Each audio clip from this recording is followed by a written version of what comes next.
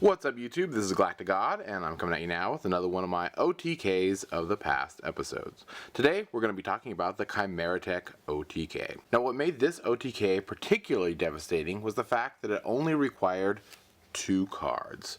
And if it came late enough in the game, you really only required just 1 card. So how exactly did this OTK work? I'm going to show you right now. Alright, so even though you only really require 2 cards to perform this OTK, at least on your first turn, depending on what your opponent's setup is, you could possibly need a couple other cards. Now one thing to note about this OTK is that you do have to go second, because this OTK does involve you making an attack. Alright, so if your opponent had some kind of setup, such as, some back row or a monster, typically cards that might have been used at the time were, of course, Heavy Storm, Giant Grenade, or even a Mystical, assuming that they only set 1 back row. So once you've cleared away their back row and they have just a monster in place, people would use cards like Exiled Force, or possibly stuff like Smashing Ground or Fissure or whatever, just to clear off the monster from the board. Now if your opponent didn't have any kind of setup, then you're already in like Donkey Kong and you can just play your 2 cards and get your OTK off. Alright, so the first card you're actually going to play for this OTK is Future Fusion. That's right, Future Fusion was a thorn in many duelists' side long before the days of Chaos Dragon. When Future Fusion was first released, in fact, people were already clamoring for this card to get hit on the forbidden list.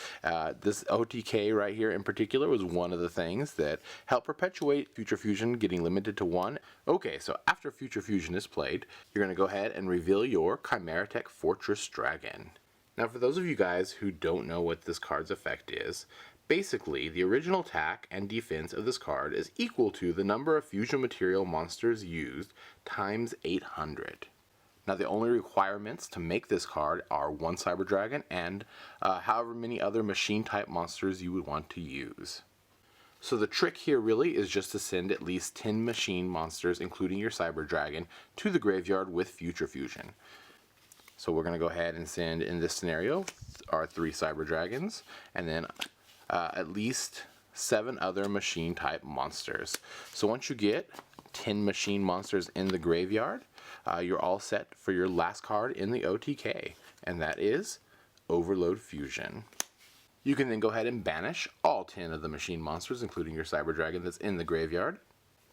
This will allow you to go ahead and special summon out your Chimeratech Overdragon. Now even though Chimeratech Overdragon destroys your own field when it hits the board, it doesn't even matter because hopefully at this point your opponent has a clear field and you can just attack for 8k directly.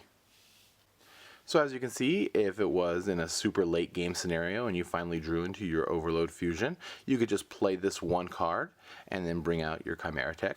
These 3 cards right here led to many shenanigans back in the day when they were first released, because you could actually have 3 copies of each of them in your deck.